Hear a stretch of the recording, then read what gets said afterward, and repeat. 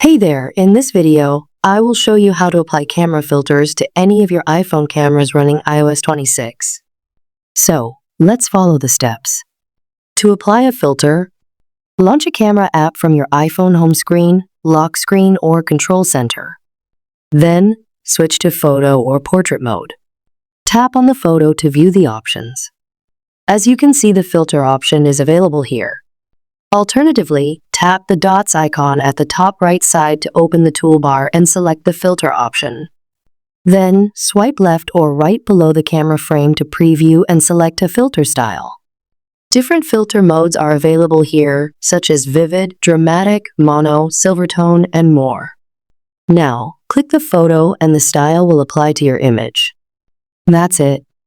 I hope you found this video helpful. Thanks for watching. Please like and subscribe for the latest tips and tricks videos.